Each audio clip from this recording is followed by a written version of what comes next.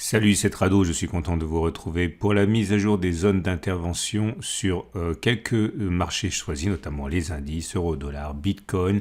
Et on va commencer tout de suite par les mises en garde. Il s'agit d'un format destiné aux traders actifs ou alors à ceux qui veulent apprendre le trading de court terme. Si vous n'avez pas de méthode, ma façon de faire pourrait vous aider. Si vous en avez une, vous pouvez confronter vos points d'intervention aux miens.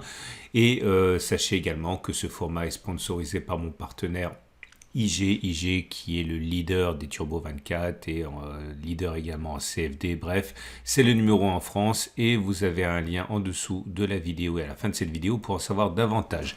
On commence donc par le CAC 40, qui est dans une situation intermédiaire. On voit que la prochaine résistance est pas très loin, hein. C'est la résistance des 65, 80, 67, 50. C'est la zone qui a entraîné des reflux massifs chaque fois qu'elle a été sollicitée. Donc faites attention, hein, c'est dans cette zone-là, les choses devraient se précipiter à la baisse éventuellement. La prochaine zone d'achat, hein, est beaucoup plus bas. Elle est sur le support mensuel des 61, 10, 58, 00. C'est la zone à partir de laquelle les rebonds d'ampleur ont eu lieu. On regarde tout de suite les données 4 heures. Et sur les données 4 heures, on commence par observer une amélioration de la tendance de fond, hein, puisqu'on est au-dessus de la M50 qui monte. Par contre, la tendance de long terme est toujours neutre, car nous sommes au-dessus d'une M200 qui descend. Ceux qui ont un biais haussier peuvent, à mon avis, prendre leur mal en patience, hein. Je ne vois rien qui puisse être solide sur cette unité de temps avant un retour très hypothétique sur la zone rouge, qui est notre gros support mensuel ici. Éventuellement, mais je doute que ce soit pour une semaine, une cassure de la résistance journalière ici pourrait être également le théâtre d'achat pour beaucoup de traders. Ceux qui ont un biais baissier, par contre, auront sans doute à attendre moins, puisque tout retour dans cette zone qui est une résistance H4 des 6600, 6560 pourrait être exploité. C'est en tout cas ce qui s'est produit précédemment et qui a fonctionné, hein, des spéculations à la baisse sur ces zones bleues, hein. Il est vrai, en deuxième rideau, on a une résistance hebdomadaire ici, 67,50, 65,80, qui peut intéresser les baissiers. Alors, je vous montre comment, à titre personnel, je positionne mon stop de protection simplement à titre indicatif, hein. Donc, il s'agit d'un outil qui s'appelle l'Average True Range. Et une fois que vous l'avez mis, vous allez avoir des valeurs ici. Et au moment où on arrive sur la zone de trade, eh bien, il faut regarder la valeur de la terre. Imaginons, et encore une fois, ce n'est qu'un exemple, que je décide de spéculer à la baisse dans la zone grise ici à 6700 pour prendre une valeur qui tomberont. Donc 6700, c'est le point d'intervention. Imaginons encore que je veuille mettre un stop de protection à 1 ATR. Je vais donc ajouter la valeur d'un ATR puisque c'est au-dessus du prix d'intervention puisqu'on veut spéculer à la baisse. Si imaginons, hein, c'est vraiment indicatif que l'ATR au moment où je rentre en action soit à 36, hein, c'est la valeur qui figure actuellement, eh bien je prends donc les 6700, j'ajoute 36, ça fait 6736 et 6736, ça veut dire que mon stop de protection sera positionné donc à peu près ici. Je vais le faire précisément, 6736, ça donne cette valeur là. Okay, pour un stop de protection égal à 1 ATR. Maintenant, imaginons que je veuille spéculer à la hausse, que je veuille acheter. Et imaginons, encore une fois, c'est complètement donné à titre d'illustration, que je décide d'acheter à 6050 dans cette zone bleue. Je prends donc 6050. Et j'enlève cette fois la valeur d'un ATR puisque le stop de protection doit être en dessous de mon point d'achat. Imaginons qu'on soit à 36. Donc j'enlève 6050 moins 36. Si vous êtes bon calcul mental, vous voyez que ça fait 6014. Et le stop de protection sera donc positionné graphiquement ici. Alors, à noter deux choses, c'est que vous pouvez prendre un ATR, 2 ATR, 3 ATR, vous pouvez prendre ce que vous voulez, même 1,5 ATR si vous voulez. La seule différence, c'est que plus vous prenez un ATR qui est important, plus vous laissez le cours respirer, mais plus l'ATR est important et plus vous imposez à votre trade d'être gagnant pour que le jeu envahisse la chandelle. Donc, ce n'est pas non plus complètement neutre, hein. Si vous prenez par exemple un ATR et que vous achetez, comme je l'ai dit, à 6000 à 6050, et bien dans ce cas, ça veut dire que si vous avez un stop de protection, je le fais rapidement, hein. Si vous avez un stop de protection à 0,61% vers le bas, bah, vous devez viser au moins 0,61% vers le haut, hein, pour que le jeu en vaille la chandelle. Voilà, c'est la méthode que j'utilise. Il y en a d'autres, hein, mais celle-ci, encore une fois, a l'avantage de la simplicité. Et on passe au DAX 40. DAX 40 en données journalières. La prochaine résistance est très facile à identifier. Il s'agit de cette zone comprise entre 14 800 et 15 200, à la fois une résistance hebdomadaire et journalière. Les acheteurs, eux, doivent prendre leur mal en patience et attendre un éventuel retour sur le support mensuel 13 600, 13 200 si on veut s'en tenir à quelque chose qui a fait ses preuves, puisqu'effectivement cette zone a bien fonctionné préalablement. On regarde maintenant les données 4 heures. Et sur les données 4 heures, on voit que la tendance de fond est haussière, la tendance de long terme est haussière aussi. C'est assez encourageant. Il faudra se départir de la résistance H4 14640, 14616. C'est ce qu'attendent sans doute les acheteurs qui veulent que l'on casse cette zone. Le stop de protection sera classiquement mis en cas de retour en dessous de la zone bleue. Une fois cette zone bleue passe cassée en clôture, on peut utiliser la TR comme on a vu tout à l'heure. Autre solution pour les acheteurs, attendre un éventuel retour sur le support H4 14400, 14311, stop de protection en dessous de la zone bleue. Les vendeurs, par contre, je pense, attendent quelque chose de différent, soit un retour sur la zone orange, puisque c'est une zone de résistance tracée sur une unité de temps supérieure, avec la confiance que l'on a d'avoir une résistance tracée sur une unité plus importante, en l'occurrence ici les données journalières et hebdomadaires. Autre solution plus dangereuse, peut-être, c'est attendre que l'on clôture en dessous du support H4 14400, 14311 pour parier sur une accélération de la baisse une fois le support cassé. Stop de protection en cas de clôture ou de retour au-dessus de la zone bleue.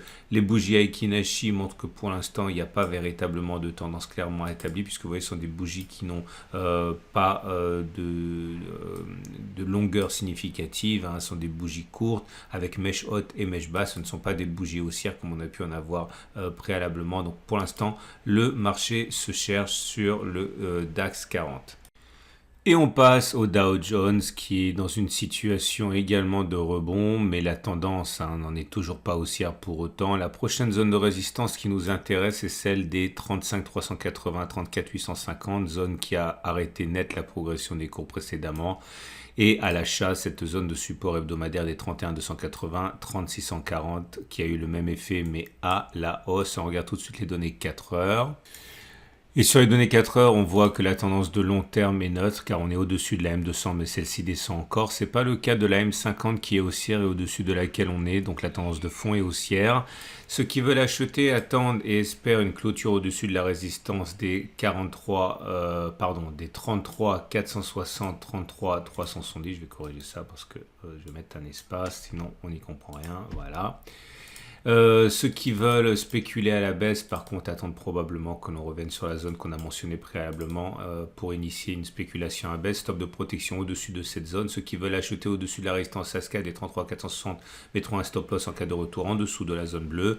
Troisième solution, attendre un retour sur le support H4 des 32 750, acheter, mettre un stop de protection en dessous de cette zone et espérer que cela rebondisse. Les bougies Aiki Nashi pour l'instant ne montrent pas de conviction claire, hein. Vous voyez, c'est certes rouge mais de plus en plus court avec mèche haute et mèche basse. Ça montre que l'indécision se met doucement en place davantage qu'une pression baissière importante.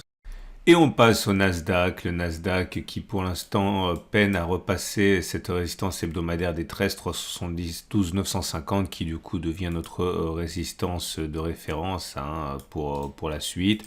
Ceux qui veulent acheter surveilleront autre chose, ils surveilleront soit le passage, mais ça sans doute pas pour cette semaine, hein, au-dessus de la résistance journalière des 13 743, 505, soit un retour sur cette zone rouge sur laquelle nous sommes quasiment, en particulier cette zone orange ici, hein, un support dans le support qui correspond à une zone journalière qui a parfaitement joué son rôle de tremplin. On regarde les données 4 heures.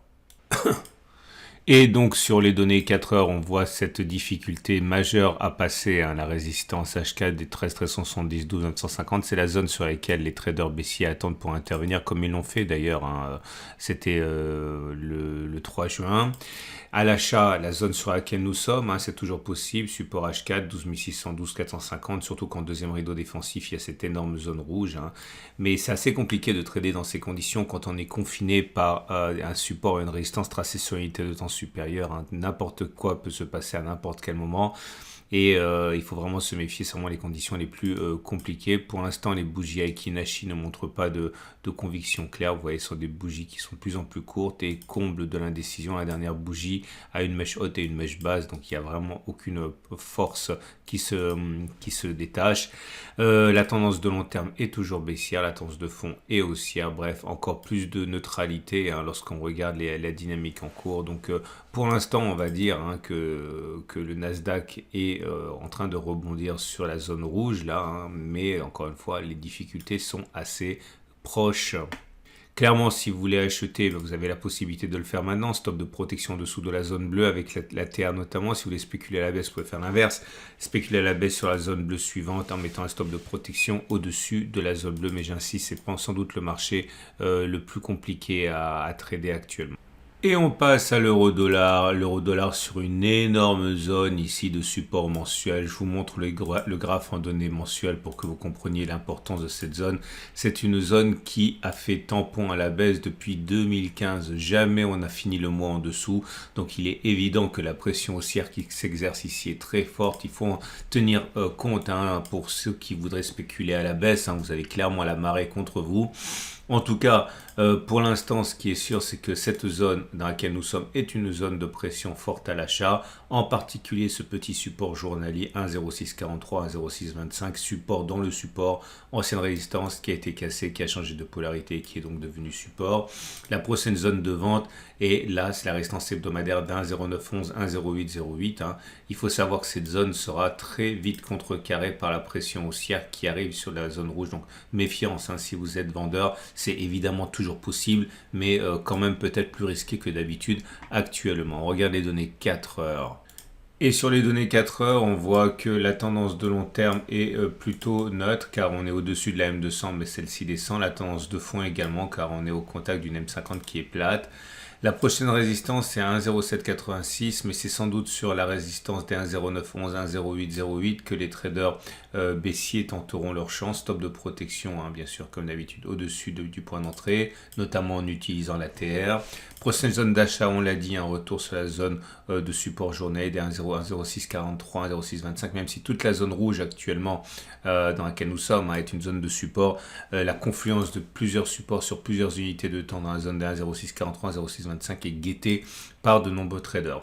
Tendance de long terme, on l'a dit, est de fond neutre. Bougie Aiki Nashi pour l'instant plutôt disputée avec des bougies avec mèche haute et mèche basse. Donc ça veut dire que c'est plutôt à l'équilibre avec un petit ascendant psychologique pour les baissiers puisque c'est rouge.